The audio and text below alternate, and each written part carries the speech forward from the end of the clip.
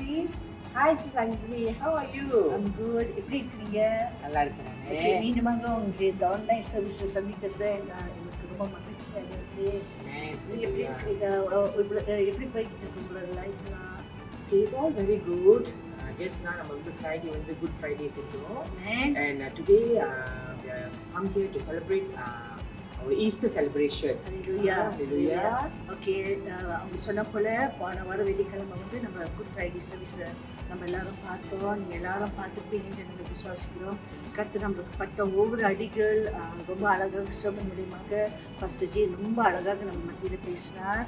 ஆராதனை மூலியமாக தேவன் வார்த்தை மூலியமாக கர்த்தர் மிகவும் வல்லமையாக இடைப்பட்டார். இந்த நாளில் கர்த்தர் உயிர்த்தெழுந்த நாள்.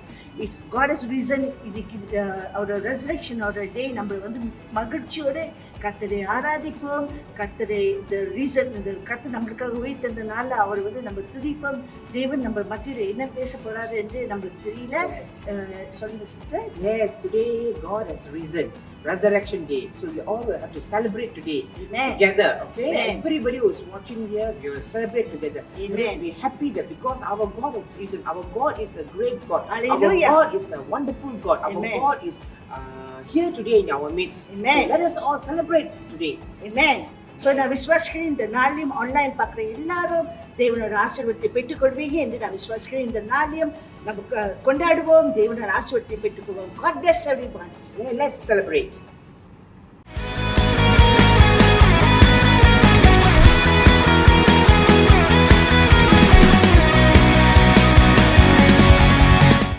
Blessed Easter Sunday.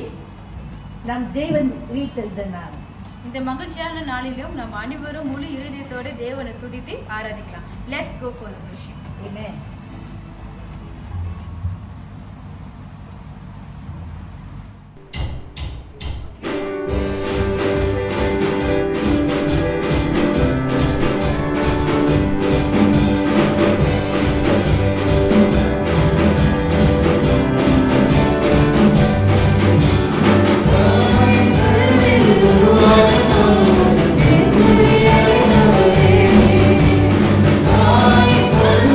I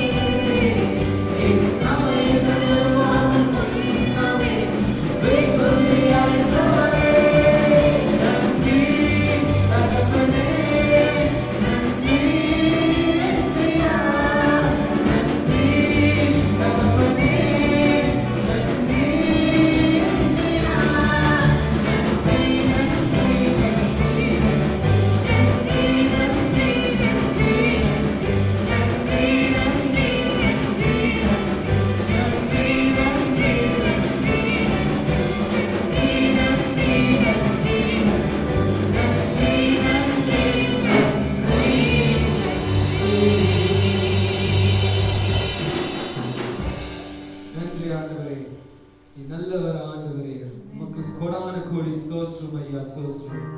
அப்பா தேவனே எங்களை என்றென்றும் நீ வாழாக்கிற தேவன் ஆண்டவரே. நீ எங்களை கீழாக்கிற ஒரு தெய்வம் இல்லை ஆண்டவரே. அப்பா நீ நல்லவர் ஆண்டவரே, நீ வல்லவர் ஐயா. உமக்கு கோடான கோடி சோஸ்ரம் ஆண்டவரே.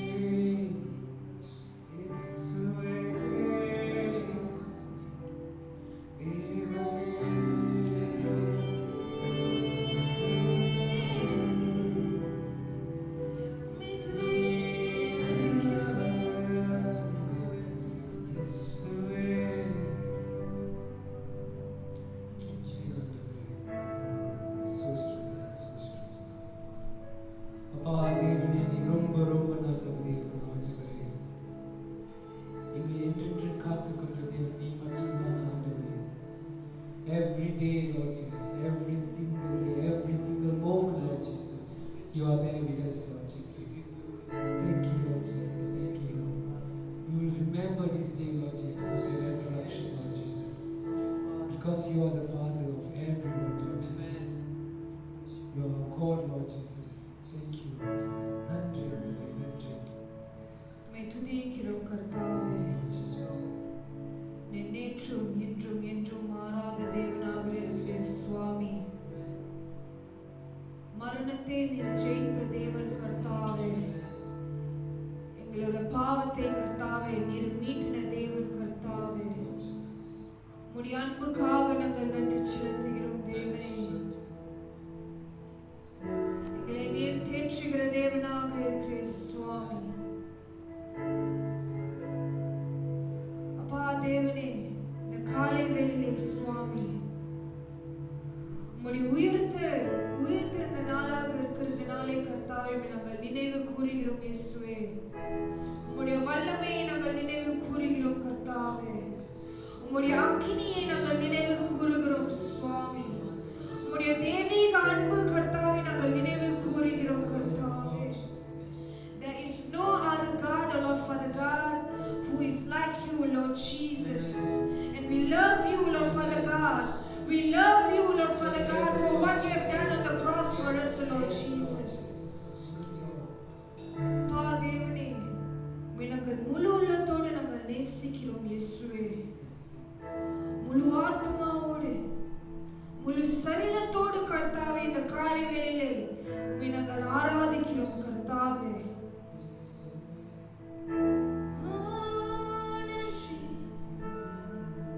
பரிசுத்தரே நீர் மாத்திரமே,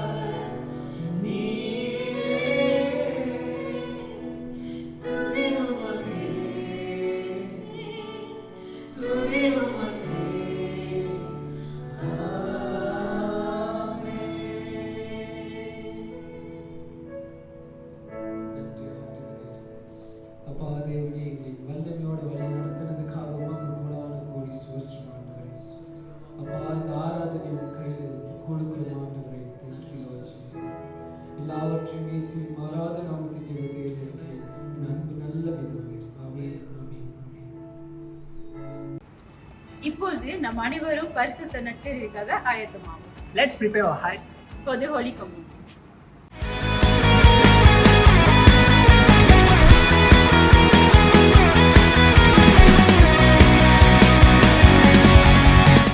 கர்த்தருக்கு மகிமை உண்டாவதாக.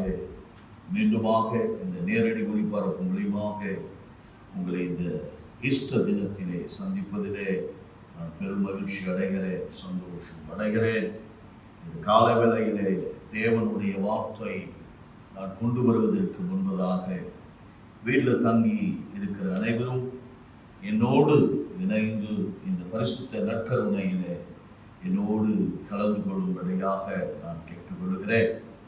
அவர் செய்ததை நாம் நினைவு கூறும்படி இந்த திருவிருந்திலே நாம் பங்கு பெறுவோம். ஜெபிப்போமாக. ஆண்டவராகிய இயேசு கிறிஸ்துவை 2000 வருஷத்திற்கு முன்பு நீ செய்த பிரதான தியாகத்தை நாங்கள் நினைவு கூர்ந்து இந்த திருவிருந்திலே நாம் பங்கு பெறுகிறோம். 2000 வருஷத்திற்கு முன்பு எங்களுக்காக நீர் ஒரு ஆட்டுக்குட்டியை போல் அடிக்கப்பட்டீர், நொறுக்கப்பட்டீர், ஒடுக்கப்பட்டீர். எங்களுடைய பாவங்களுக்காக நீர் உம்முடைய விலையேறு பெற்ற இரத்தத்தை எங்களுக்காக நீ சிந்தினீர். எங்களுடைய பாவம் நிவர்த்தி செய்யப்பட நீ பலியானீர். நீர் உம்முடைய விலையேறு பெற்ற இரத்தத்தை எங்களுக்காக நீ சிந்தினீர்.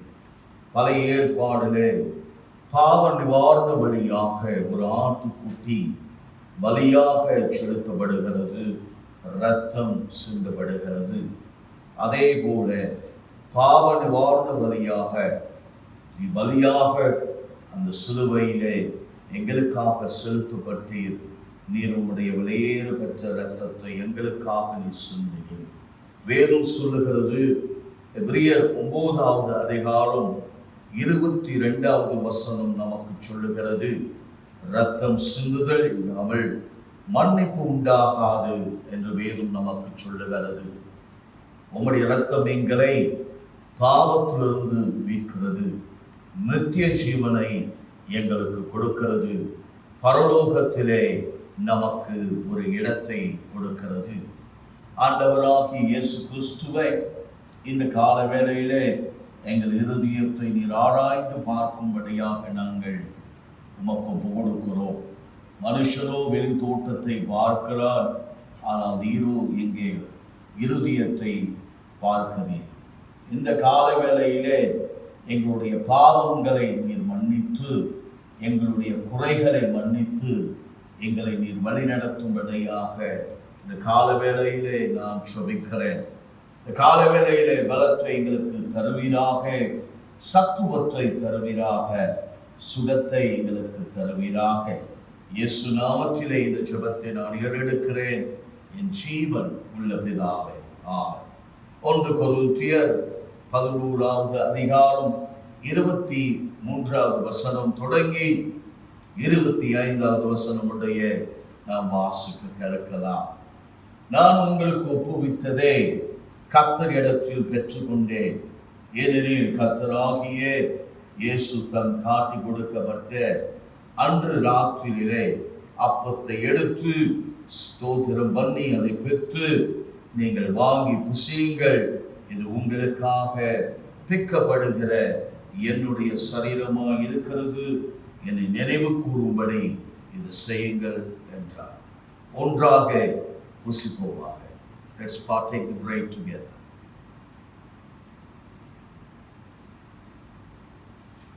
இருபத்தி 5வது வசனம். போஜனம் பண்ணின பின்பு அவர் அந்தபடியே பாத்திரத்தையும் எடுத்து, இந்த பாத்திரம் என் இரத்தத்தினாலாகிய புதிய உடன்படிக்கையாய் இருக்கிறது, நீங்கள் இதை பானம் பண்ணும் போதெல்லாம் என்னை நினைவு கூறும்படி இதை செய்யுங்கள் என்றார். ஒன்றாக பானம் பண்ணுவோம்.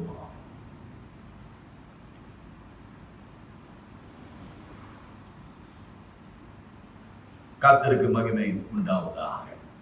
இது தசம பாகம் காணிக்கைக்குரிய நேரமாக இருக்கிறதுனால் நம்ம ஜெபம் பண்ண தயாராகும். So it's time for our offering and for our tithes. Let's join hands together and let's pray.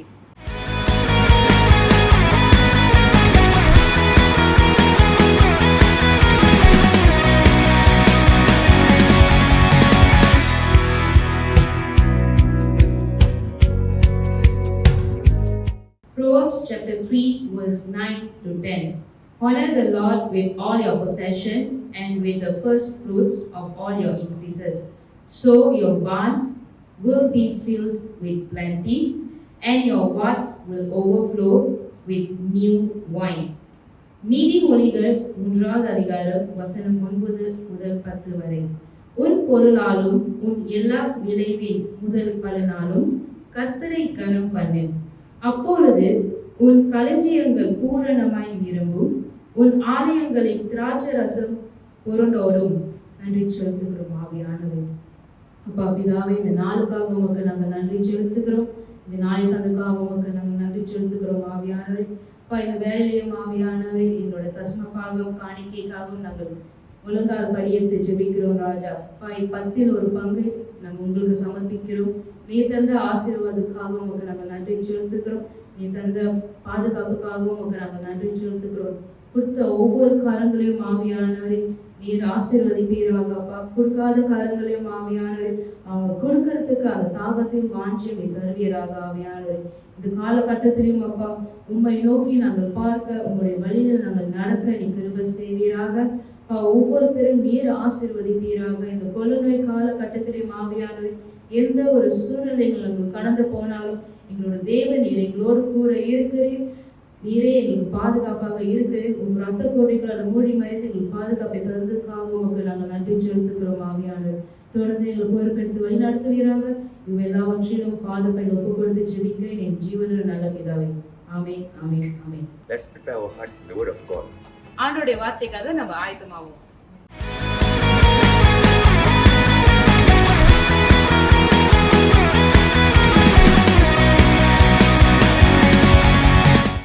கர்த்தருக்கு மகிமை உண்டாவதாக.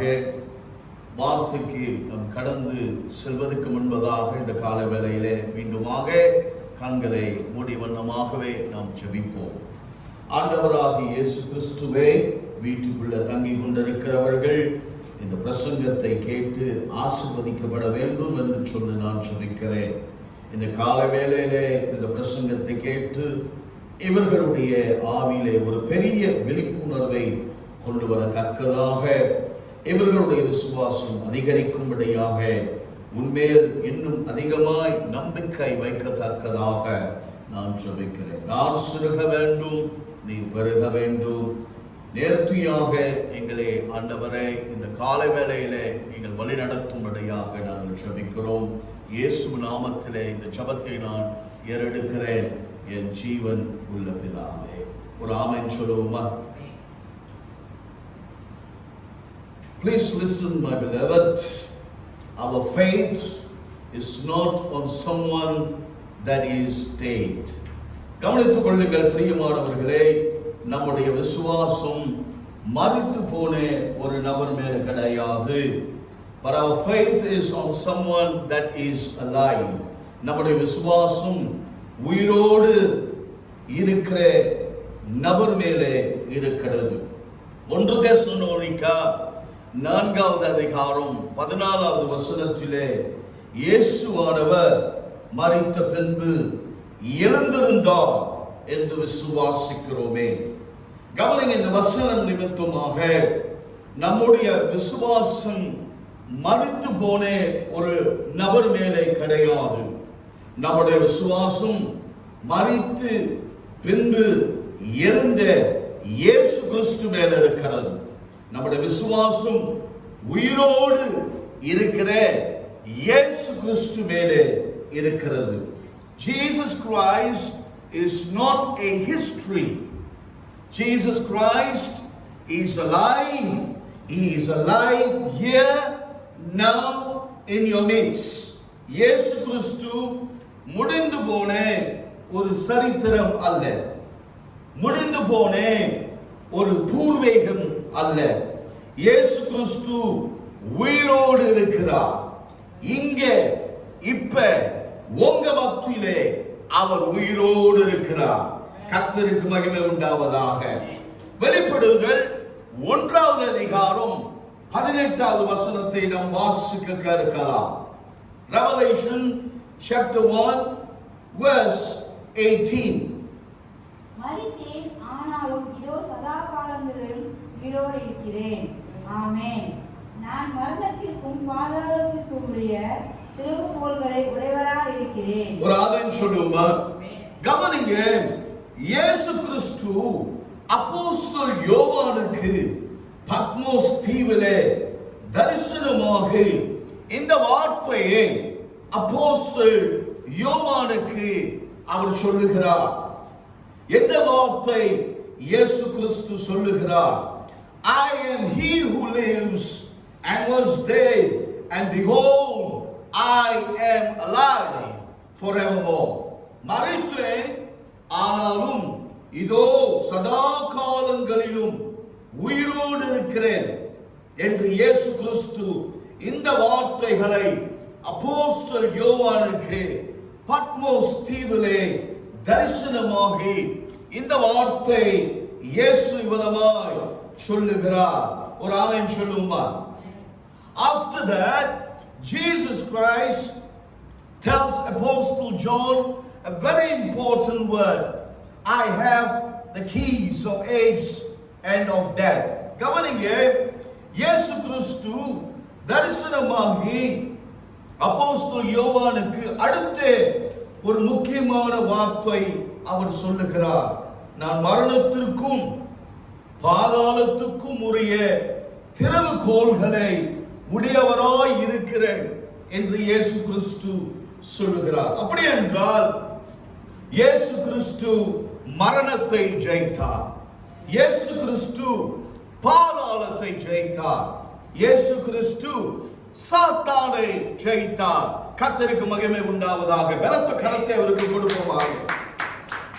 மரணம் இயேசுவை தடுத்து நிறுத்த முடியவில்லை. அது கூடாத ஒரு காரியமாக இருந்தது. பாதாளம் இயேசுவை தடுத்து நிறுத்த முடியவில்லை. சாத்தான் இயேசுவை தடுத்து நிறுத்த முடியவில்லை. 1 கொரிந்தியர் 15வது அதிகாரம் 55வது வசனம் நமக்கு என்ன சொல்லுகிறது? மரணமே உன் கூரெங்கே, பாதாளமே உன் ஜெயம் எங்கே என்று 1 கொரிந்தியர் 15வது அதிகாரம் 55வது வசனம் நமக்கு விதமாய் சொல்லுகிறது. பாதாளம் இயேசுவை தடுத்து நிறுத்த முடியவில்லை. சாத்தான் இயேசுவை தடுத்து நிறுத்த முடியவில்லை. கர்த்தருக்கு மகிமை உண்டாவதாக. அப்போஸ்தலர் 2வது அதிகாரம் 24வது வசனத்தை வாசிக்க கேட்கலாம். Acts chapter 2 verse 24. தேவன் அவருடைய மரண உபாதிகளின் கட்டை அவிழ்த்து அவரை எழுப்பினார். அவர் மரணத்தினால் கட்டப்பட்டிருக்க கூடாதிருந்தது.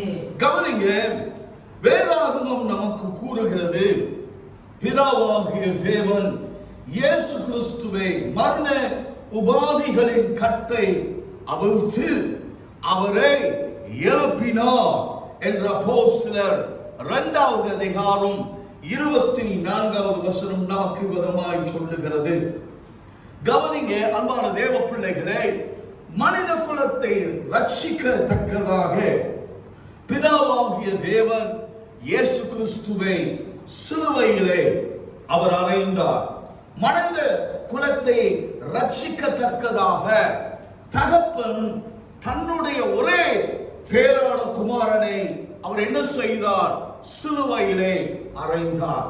ஆனால் மரணத்தையும் பாதாளத்தையும் ஜெயிக்க பிதாவாகிய தேவன் இயேசு கிறிஸ்துவை மரித்தோரிலிருந்து அவர் எழுப்பினார். ஒரு ஆமென் சொல்லுவோமா? கர்த்தருக்கு மகிமை உண்டாவதாக.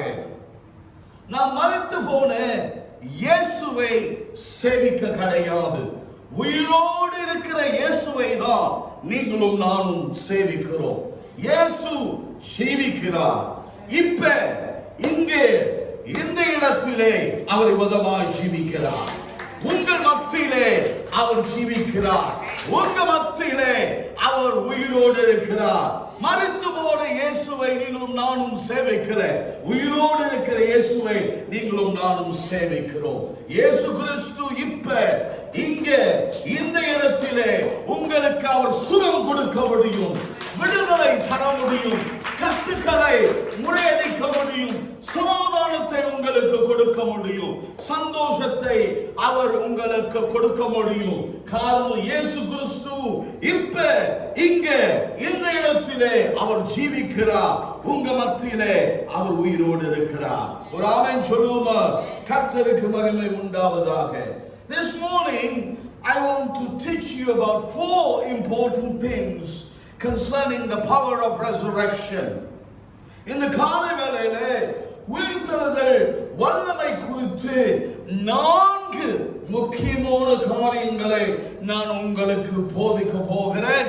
உங்களுக்கு முன்பாக நான் வைக்க பிரயாசப்படுகிறேன் இந்த காலை வேளையிலே, இந்த விசேஷமான நாளிலே. First point, the Father in heaven is the one who resurrected his begotten Son from the dead. முதலாவது குறிப்பு, பிதாவாகிய தேவன்தான் தன்னுடைய ஒரே பேரான குமாரனை மரித்தோரிலிருந்து அவர் எழுப்பினார். சங்கீதம் 2வது அதிகாரம் 7வது வசனத்தை வாசிக்க கேட்கலாம். Psalms chapter 2 verse 7. தீர்மானத்தின் விவரம் சொல்லுவேன். கர்த்தர் என்னை நோக்கி, நீ என்னுடைய குமாரன், இன்று நான் உன்னை நியமித்தேன். கவனிங்க, பிதாவாகிய தேவன் ஒரு தீர்மானத்தை, நீங்கள் கவனிக்க வேண்டிய ஒரு வார்த்தை, ஒரு தீர்மானத்தை பரலோகத்திலே அவர் எடுத்தார். அதை குறித்து பிதாவாகிய தேவன் விவரமாய் நமக்கு சொல்லுகிறார். பிதாவாகிய தேவன் என்ன தீர்மானத்தை பரலோகத்திலே அவர் எடுத்தார்? You are my son, today I have begotten you. நீர் என்னுடைய குமாரன், இன்று நான் உம்மை ஜனிப்பித்தேன் என்ற பிதாவாகிய தேவன் பரலோகத்திலே அவர் ஒரு தீர்மானத்தை எடுத்தார். கர்த்தருக்கு மகிமை உண்டாவதாக. கவனிங்க பிரியமானவர்களே, 2000 வருஷத்திற்கு முன்பு உலகம் இயேசுவை குறித்து என்ன சொன்னது? இயேசு குற்றவாளி என்று சொன்னது. நீங்கள் கவனிக்க வேண்டிய ஒரு முக்கியமான காரியம், யூதர்கள், பரிசேயர்கள், சதுசேயர்கள் இயேசுவை குற்றவாளி என்று தீர்த்தார்கள். இயேசு குற்றவாளி என்று பழியை அவர் மேலே சுமத்தினார்கள். இயேசுவுக்கு பலவிதமான பெயர்களை அவர்கள் கொடுத்தார்கள். அவருக்கு எத்தன் என்று பெயர் கொடுத்தார்கள். In Matthew chapter 27 verse 63 they called Jesus a deceiver. In John chapter 10 verse 20 people declared Jesus as a demon possessed person and a madman. யோவான் 10வது அதிகாரம் 20வது வசனத்திலே ஜனங்கள் இயேசுவை பார்த்து, இவன் பிசாசு பிடித்தவன், பைத்தியக்காரன் என்று தீர்மானித்தார்கள். பலவிதமான பெயர்களை ஜனங்கள் கொடுத்தார்கள். யூதர்கள் கொடுத்தார்கள், பரிசேயர்கள் கொடுத்தார்கள், சதுசேயர்கள் கொடுத்தார்கள். ஆனால் என் பிதாவாகிய தேவன் பரலோகத்திலே அவர் ஒரு தீர்மானத்தை எடுத்தார். என்னுடைய ஒரே பேரான குமாரன் குற்றவாளி அல்ல, பிசாசு பிடித்தவன் அல்ல, பைத்தியக்காரன் அல்ல என்று சொல்லி தன்னுடைய ஒரே பேரான குமாரனை அவர் ஜனிப்பித்தார். மரித்தோரிலிருந்து அவரை எழுப்பினார். ஒரு ஆமென் சொல்லுமா? அப்போஸ்தலர் 13வது அதிகாரம் 32வது வசனம் தொடங்கி 33வது வசனம் முடிய நாம் வாசிக்க கேட்கலாம். Acts chapter 13 verses 32 to 33. நீ என்னுடைய குமாரன், இன்று நான் உன்னை நியமித்தேன் என்று 2ஆம் சங்கீதத்தில் எழுதியிருக்கிறபடியே இயேசுவை எழுப்பினதினாலே தேவன் நம்முடைய பிதாக்களுக்கு அருளிச் செய்த வாக்குத்தத்தத்தை அவர்களுடைய பிள்ளைகளாகிய நமக்கு நிறைவேற்ற எழுப்பினார் என்று நாங்களும் உங்களுக்கு சுவிசேஷமாய் அறிவிக்கிறோம். கவனிங்க, சங்கீதம் 2வது அதிகாரம் 7வது வசனத்திலே உரைத்த தீர்க்க தரிசனம் அப்போஸ்தலர் புத்தகத்திலே நிறைவேறியாயிற்று. பிதாவாகிய தேவன் பரலோகத்திலே எடுத்த தீர்மானம் நிறைவேறி ஆயிற்று. அப்போஸ்தலர் புத்தகத்திலே அது நிறைவேறி ஆயிற்று.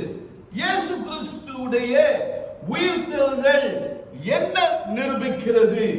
அவர் குற்றவாளி அல்ல, அவர் எத்தன் அல்ல, அவர் பிசாசு பிடித்தவன் அல்ல, அவர் பைத்தியக்காரன் அல்ல என்று இயேசு கிறிஸ்துவுடைய உயிர்த்தெழுதல் நிரூபிக்கிறது.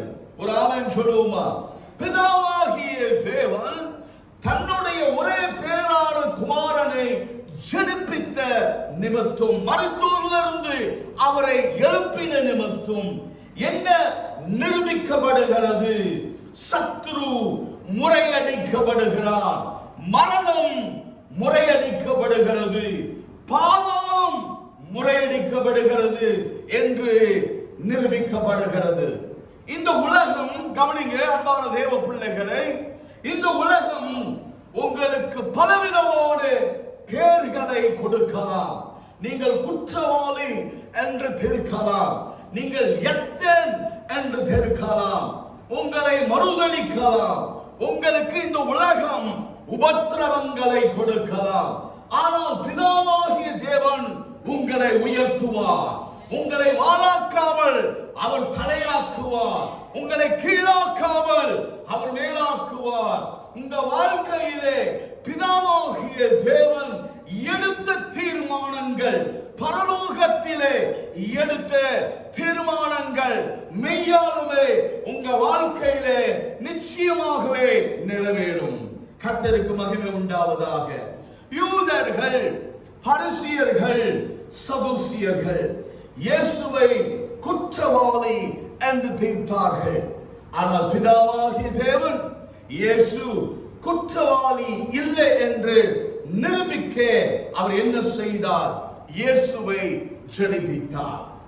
மனுஷன் உங்களை குற்றவாளி என்று தீர்ப்பார்கள், ஆனால் என் பிதாவாகிய தேவன் உங்களை ஜெனிப்பித்து சத்ருவை அவர் வெட்கப்படுத்துவார்.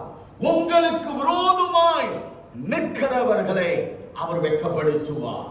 ஓவேல் 2வது அதிகாரம் 26வது வசனம் நமக்கு என்ன சொல்லுகிறது? என் ஜனங்கள் ஒருபொழுதும் வெட்கப்பட்டு போவதில்லை என்று வேதம் நமக்கு விதமாய் சொல்லுகிறது. கர்த்தர் உங்களை ஒருபொழுதும் வெட்கப்படுத்த மாட்டார். கர்த்தர் உங்க குடும்பத்தை வெட்கப்படுத்த மாட்டார்.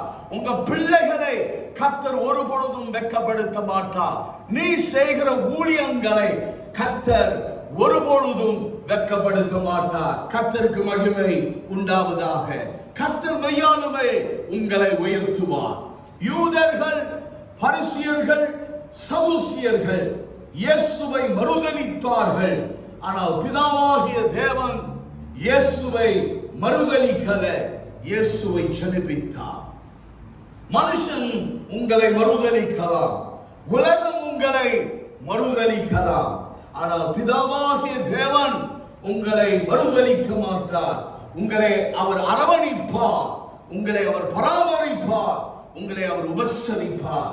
உங்க வாழ்க்கையில பிதாவாகிய தேவன் எடுத்த ஒவ்வொரு தீர்மானங்களும், பரலோகத்திலே எடுத்த ஒவ்வொரு தீர்மானங்களும் மெய்யாலுமே கர்த்தர் அதை நிறைவேற்றுவார், நிறைவேறும். ஒரு ஆமென் சொல்லுவோமா? Second point, very important point. Jesus Christ is the first fruit of resurrection. இரண்டாவது குறிப்பு, மிக முக்கியமான குறிப்பு, இயேசு கிறிஸ்து தான் உயிர்த்தெழுதலுக்கு முதல் பலனானவர். தயவு செய்து குறித்துக் கொள்ளுங்கள். Jesus Christ is the first fruit of resurrection. இயேசு கிறிஸ்து தான் உயிர்த்தெழுதலுக்கு முதல் பலன் ஆனவர். 1 Corinthians chapter 15 verse 20. 1 கொரிந்தியர் 15வது அதிகாரம் 20வது வசனத்தை திருப்பிக் கொள்வோமாக. கிறிஸ்துவோ மரித்தோரிலிருந்து எழுந்து நித்திரை அடைந்தவர்களில் முதல் பலனானார்.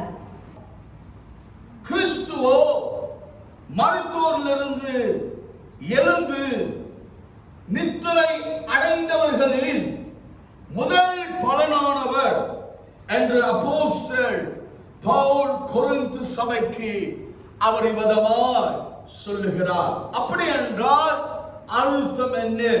அப்படி என்றால் இயேசு கிறிஸ்து தான் உயிர்த்தெழுதலுக்கு முதல் பலனானவர். இயேசுதான் மரித்தார், இயேசுதான் உயிர்த்தெழுந்தார். அவர்தான் உயிர்த்தெழுதலுக்கு முதல் பலனானவர். ஒரு ஆமென் சொல்லுமா? வேதத்தை நீங்கள் போய் வாசித்து பாருங்கள். தீர்க்கதரிசிகள், தேவ மனுஷர்கள், வேதத்தில் இருக்கிற யுத்த வீரர்கள் மரித்து போனார்கள். ஆனால் மரித்த வண்ணமாகவே அவர்கள் இருந்தார்கள். மரித்தோரிலிருந்து அவர்கள் எழும்ப கிடையாது. ஆனால் இயேசு கிறிஸ்து ஒருவர் தான் மரித்தார், மூன்றாம் நாள் மரித்தோரிலிருந்து அவர் எழுப்பப்பட்டார். பிதாவாகிய தேவன் இயேசுவை மரித்தோரிலிருந்து எழுப்பினார். இது நிமித்தம் இயேசு கிறிஸ்து தான் உயிர்த்தெழுதலுக்கு முதல் பலனானவர். மத்தேயு 27வது அதிகாரம் 52வது வசனம் தொடங்கி 53வது வசனம் முடிய நாம் வாசிக்க கேட்கலாம். கல்லறைகளும் திறந்தது. நித்திரை அடைந்திருந்த அநேக பரிசுத்தவான்களுடைய சரீரங்களும் எழுந்திருந்தது. அவர் உயிர்த்தெழுந்த பின்பு இவர்கள் கல்லறைகளை விட்டு புறப்பட்டு பரிசுத்த நகரத்தில் பிரவேசித்து அநேகருக்கு காணப்பட்டார்கள். நல்ல கவனமாய் கேளுங்கள் அன்பான தேவ பிள்ளைகளே. இயேசு கிறிஸ்து உயிரோடு எழும்பும் போது நடந்தது என்று குறித்துக் கொள்ளுங்கள். எல்லாம் பரிசுத்தவான்களும் மரித்தோரிலிருந்து எழும்பி இயேசுவோடு கூட பரிசுத்த நகரத்தில் பிரவேசித்து எருசலேமிலே பிரவேசித்து அநேகருக்கு அவர்கள் காணப்பட்டார்கள். கவனிங்க, உயிர்த்தெழுதல் சராசரி காரியம் அல்ல. உயிர்த்தெழுதல் இயற்கைக்கு அப்பாற்பட்டது. Resurrection is not natural. Resurrection is supernatural. This supernatural power is operating in you. கவனிங்க, இந்த இயற்கைக்கு அப்பாற்பட்ட வல்லமை உங்களுக்குள்ளே செயல்படுகிறது. ஒரு ஆமென் சொல்லுவோமா? கவனிங்க, இயேசு கிறிஸ்துக்குள்ளே உயிர்த்தெழுதல் வல்லமை இருக்கிறது. நீங்கள் அவருடைய பிள்ளைகளாய் இருக்கிறபடினாலே உங்களுக்குள்ளேயும் அவர் உயிர்த்தெழுதல் வல்லமை புகட்டுகிறார். ஒரு ஆமென் சொல்லுவோமா? அப்படி என்றால் நீங்கள் சராசரி நபர் அல்ல. நீங்கள் இயற்கைக்கு அப்பால் பெற்ற நபர்கள். இயற்கைக்கு அப்பால் பெற்ற ஒரு வாழ்க்கை இந்த பூமியிலே நீங்களும் நானும் வாழ முடியும். காரணம், உங்களுக்குள்ளேயும் எனக்குள்ளேயும் உயிர்த்தெழுதல் வல்லமை பிரவேசிக்கிறது. உங்களுக்கு ஒரு வல்லமையான காரியத்தை இந்த காலவேளையிலே காண்பித்து கொடுக்க பிரயாசப்படுகிறேன். என்னோடு அப்போஸ்தலர் 4வது அதிகாரம் 33வது வசனத்துக்கு வாங்க. Come with me to Acts chapter 4 verse 33. கர்த்தராகிய இயேசுவின் உயிர்த்தெழுதலை குறித்து அப்போஸ்தலர்கள் மிகுந்த பலமாய் சாட்சி கொடுத்தார்கள். அவர்கள் எல்லார் மேலும் பூரண கிருபை உண்டாயிருந்தது. The Bible says, with great power the apostles gave witness to the resurrection of the Lord Jesus. கவனிங்க, வேதாகமம் நமக்கு கூறுகிறது, இயேசுவின் உயிர்த்தெழுதலை குறித்து அப்போஸ்தலர்கள் மிகுந்த பலமாய் வல்லமையாய் சாட்சி கொடுத்தார்கள் என்று அப்போஸ்தலர் 4வது அதிகாரம் 33வது வசனம் நமக்கு விதமாய் சொல்லுகிறது. அப்படி என்றால் இயேசு கிறிஸ்துவின் உயிர்த்தெழுதல் என்ன கொண்டு வருகிறது? என்ன கொண்டு வர முடியும்? பலமும் வல்லமையும் கொண்டு வருகிறது, கொண்டு வர முடியும். பலன் வல்லமை இருக்கும் போதுதான் பாவங்களை மேற்கொள்ள முடியும், பலவீனங்களை மேற்கொள்ள முடியும், நோய்களை மேற்கொள்ளலாம், சாபங்களை மேற்கொள்ள முடியும், கட்டுகளை மேற்கொள்ளலாம், பிரச்சனைகளையும் சூழ்நிலைகளையும் நீங்கள் மேற்கொள்ள முடியும், கஷ்டங்களை மேற்கொள்ளலாம். நீங்கள் இந்த உலகத்திலே சாட்சி கொடுக்க முடியும். பலனும் வல்லமையும் இருந்தால்தான் இந்த பூமியிலே நீங்கள் சாட்சியாக அவருக்கு நடக்க முடியும், சஞ்சரிக்க முடியும். ஒரு ஆமென் சொல்லுமா? கர்த்தருக்கு மகிமை உண்டாவதாக. Third point, resurrection of Jesus changed lives. மூன்றாவது குறிப்பு, இயேசு கிறிஸ்துவுடைய உயிர்த்தெழுதல் ஜீவனை மாற்றினது. அப்போஸ்தலர் 1வது அதிகாரம் 3வது வசனத்தை வாசிக்கலாம். Go with me to Acts chapter 1 verse 3. அவர் பாடுபட்ட பின்பு 40 நாளளவும் அப்போஸ்தலர்களுக்கு தரிசனமாகி தேவனுடைய ராஜ்யத்திற்குரியவைகளை அவர்களுடனே பேசி அநேக தெளிவான சிஸ்டங்களினாலே அவர்களுக்கு தம்மை உயிரோடு இருக்கிறவர்களாக காண்பித்தார். ஒரு ஆமென் சொல்லுமா? ஒரு முக்கியமான காரியத்தை இந்த இடத்துல நான் சொல்ல போகிறேன், தயவு செய்து குறித்துக் கொள்ளுங்கள். After finishing redemption, Jesus Christ comes back to earth. நல்ல கவனமாய் கேளுங்கள். இயேசு கிறிஸ்து தம்முடைய மீட்பு செயலை முடித்த பின்பு இயேசு கிறிஸ்து திரும்பவும் எங்க வருகிறார்? பூமிக்கு அவர் வருகிறார். எப்படி வருகிறார்? உயிர்த்தெழுதல் சரீரத்தோடு அவர் இந்த பூமிக்கு அவர் வருகிறார். நீங்கள் குறித்துக் கொள்ள வேண்டிய ஒரு முக்கியமான காரியம். With this resurrection body, what is Jesus teaching? இந்த உயிர்த்தெழுந்த சரீரத்தோடு கூட இயேசு என்ன போதிக்கிறார்? வசனம் நமக்கு என்ன சொல்கிறது? For 40 days Jesus Christ is teaching about the kingdom of God.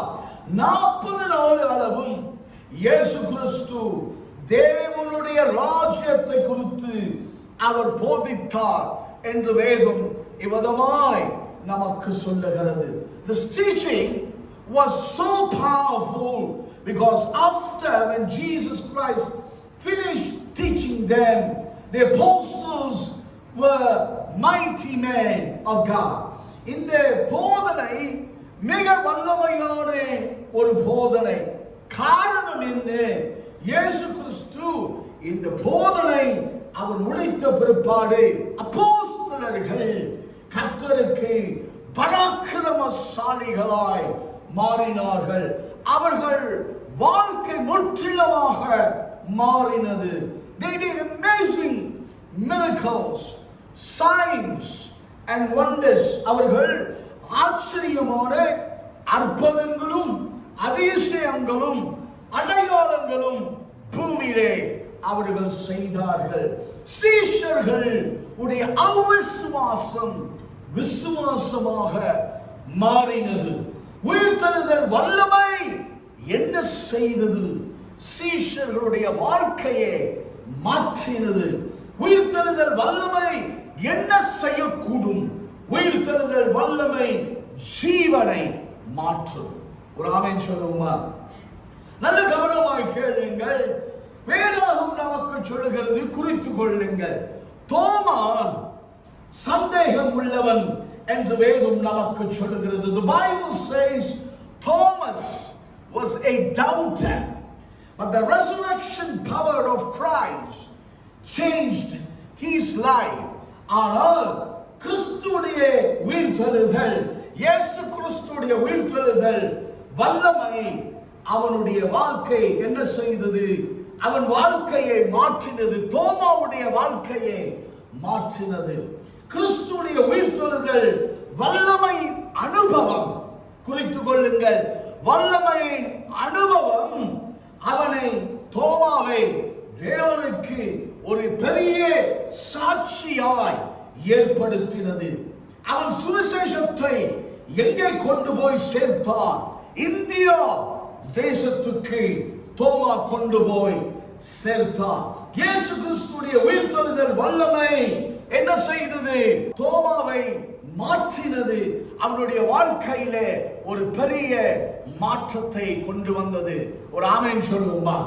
பிலிப்பியர் 3வது அதிகாரம் 10வது வசனத்தை வாசிக்கலாம். Philippians chapter 3 verse 10.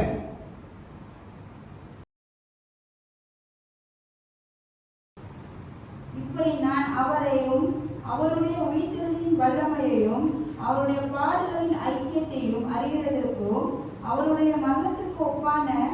மரணத்துக்குள்ளாகி எப்படியாயினும் நான் மரித்தோரிலிருந்து உயிர் தெளிந்திருப்பதற்கு தகுதியாகும் படிக்கும். ஒரு ஆமென் சொல்லுவோமா? கவனிங்க, ரொம்ப ரொம்ப முக்கியமான காரியத்தை இந்த இடத்துல நான் சொல்ல போகிறேன். தயவு செய்து உங்க ஆவில சேரத்தக்கதாக இதை நான் சொல்ல போகிறேன். தயவு செய்து குறித்துக் கொள்ளுங்கள். அவரை அறிந்தால் மாத்திரம் போதும் என்று அப்போஸ்தலன் பவுல் சொன்ன கிடையாது. Apostle Paul did not just say know him, but know him and the power of his resurrection. மறுபடியும் சொல்லுகிறேன், கவனிங்க. அவரை அறிந்தால் மாத்திரம் போதும் என்று அப்போஸ்தலன் பவுல் இந்த இடத்துல சொல்ல கிடையாது. அவரையும் குறித்துக் கொள்ளுங்கள், அவரையும் அவருடைய உயிர்த்தெழுதலை வல்லமையும் அறிய வேண்டும் என்று அப்போஸ்தலன் பவுல் சொல்லுகிறார். மிக முக்கியமான வார்த்தை, அவரையும் அவருடைய உயிர்த்தெழுதல் வல்லமையும் அறிய வேண்டும். இதை கவனித்துக் கொள்ளுங்கள். Listen, know in Hebrew is called yada. Yada means to experience him. கவனிங்க, அறியணும் என்றால் எபிரியர்ல யாதா, யாதா என்றால் அவரை அனுபவிக்க வேண்டும்.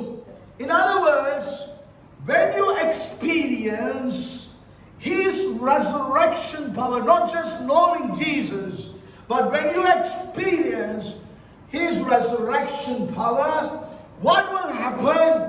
You will have power in your life and you will experience change in your life. அப்படி என்றால் அவருடைய உயிர்த்தெழுதலை நீங்கள் அனுபவிக்கும் போது, அவரை அறிந்தால் மாத்திரம் போதாது, அவருடைய உயிர்த்தெழுதலை நீங்கள் அனுபவிக்கும் போதுதான் என்ன நடக்கும்? உங்கள் வாழ்க்கையிலே வல்லமை இருக்கும், வல்லமை செயல்படும், பலன் இருக்கும், மாற்றங்கள் உங்க வாழ்க்கையிலே உண்டாகும். கர்த்தருக்கு மகிமை உண்டாவதாக. அப்போஸ்தலர்கள் இயேசு கிறிஸ்துவுடைய உயிர்த்தெழுதலை அனுபவித்தார்கள், ருசித்து பார்த்தார்கள். அதனாலதான் அவருடைய வாழ்க்கையிலே மாற்றங்கள் உண்டானது. பராக்கிரமசாலிகளாய் அவர்கள் மாறினார்கள். பலத்தோடு அவர்கள் உலகத்திலே சாட்சி கொடுத்தார்கள். கர்த்தருக்கு மகிமை உண்டாவதாக. Fourth point, resurrection of Jesus Christ proves that he is going to come back. நான்காவது குறிப்பு, இயேசு கிறிஸ்துவுடைய உயிர்த்தெழுதல் எதை காண்பிக்கிறது? அவர் திரும்பி வரப்போகிறார் என்பதை காண்பிக்கிறது. Revelation chapter 3 verse 11. வெளிப்படுதல் 3வது அதிகாரம் 11வது வசனத்தை வாசிக்க கேட்கலாம். இதோ சீக்கிரமாய் வருகிறேன், ஒருவனும் உன் கிரீடத்தை எடுத்துக் கொள்ளாதபடிக்கு உனக்குள்ளதை பற்றி கொண்டிரு.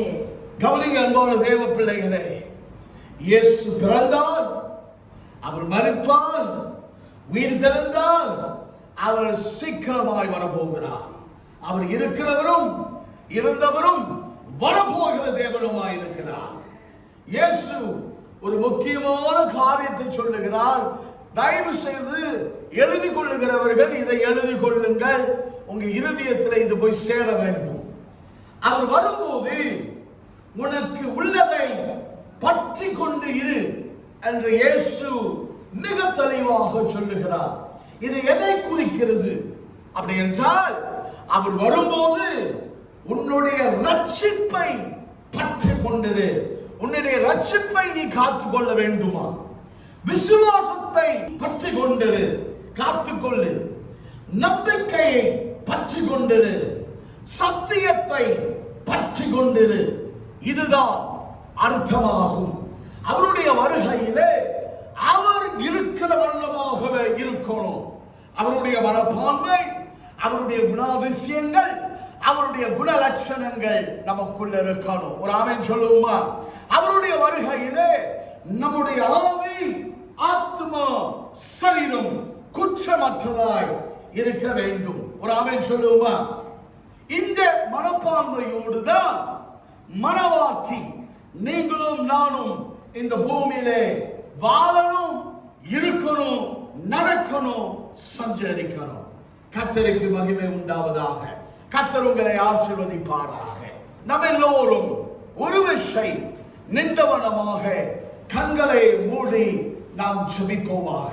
கர்த்தரை நோக்கி பார்ப்போம். இந்த காலை வேளையில் ஆண்டவராகிய இயேசு கிறிஸ்துவே, நீ உயிரோடு இருக்கிறேன், நீ ஜீவிக்கிறேன், நீரே உயிர் தெழுதலும் ஜீவனுமாய் இருக்கிறேன். நம்முடைய விசுவாசம் மரித்து போன ஒரு நபர் மேல அல்ல, நம்முடைய விசுவாசம் உயிரோடு இருக்கிற இயேசு கிறிஸ்து மேல இருக்கிறது. 1 தெசலோனிக்கா 4வது அதிகாரம் 14வது வசனம். இந்த வசனம் நிமித்தம் நம்முடைய விசுவாசம் மரித்து போன ஒரு நபர் மேல கிடையாது. நம்முடைய விசுவாசம் மரித்த எழுந்த இயேசு கிறிஸ்து மேல இருக்கிறது. இயேசு கிறிஸ்து முடிந்து போன ஒரு சரித்திரம் அல்ல, அவர் முடிந்து போன ஒரு பூர்வீகம் அல்ல. இயேசு கிறிஸ்து உயிரோடு இருக்கிறார். இங்க இப்ப எங்க மத்தியிலே உயிரோடு இருக்கிறார், எங்க இருதயத்திலே உயிரோடு வாசமாய் இருக்கிறார். வெளிப்படுதல் 1:18 இயேசு மனித குலத்திற்காக மரித்தார், அவர் மரித்தோரிலிருந்து எழுப்பப்பட்டார், அவர் சதா காலங்களிலும் உயிரோடு இருக்கிறார். உயிரோடு இருக்கிற இயேசு நம் இருதயத்திலே வாசமாய் அவர் இருக்கிறார். ஒவ்வொரு விசுவாசியும் இதை ஆணைத்தரமாக அறிந்து கொள்ளும்படியாக இந்த கால வேளையில் நான் சொல்லிக்கிறேன். இயேசுவை விசுவாசிக்கிற ஒவ்வொரு மனுஷனும் அவனுக்கு உயிர்த்தெழுதல் வல்லமை கொடுக்கப்படுகிறது. ஒவ்வொரு விசுவாசியும் இதை அறிந்து கொள்ள வேண்டும் என்று சொல்லி நான் சொல்லிக்கிறேன். அவன் மரித்தாலும் பிழைப்பான். இது சராசரி வாழ்க்கை அல்ல, இது இயற்கைக்கு அப்பாற்பட்ட ஒரு வாழ்க்கை என்று ஒவ்வொரு விசுவாசிகளுடைய கண்களை நீங்கள் திறக்கும்படி நான் சொல்லிக்கிறேன். ஆண்டவரே, அவன் மரித்தாலும் பிழைப்பான். எங்க பிழைக்கிறான்? பரலோகத்திலே அவன் பிழைக்கிறான். இந்த நித்திய ஜீவனை எங்களுக்கு நீர் கொடுத்தமைக்காக நாங்கள் உமக்கு நன்றி சொல்ல கடமைப்பட்டிருக்கிறோம். ஆண்டவரே, இந்த ஜீவனை கொடுக்கதா இயேசுவை நீர் இந்த பூமிக்கு வந்து மரித்து உயிர்த்தெழுந்து ஒவ்வொரு விசுவாசியும் இதை அறிந்து உமக்கு ஏற்ற ஒரு வாழ்க்கை இந்த பூமியில வாழ நீ கிருபை செய்யும்படியாக உம்முடைய கரத்திலே நான் ஒப்பு கொடுக்கிறேன். ஆண்டவரே, எங்களை வழிநடத்துவதற்காக நன்றி. இந்த விசேஷமான நாளிலே எங்க மத்தியிலே நீர் பேசுவதற்காக உமக்கு நன்றி செலுத்துகிறோம். ஆண்டவரை நீர் செய்த செயலை நாங்கள் மறவாதபடி உம்மை பற்றி கொள்ள எங்களுக்கு உதவி செய்வீராக.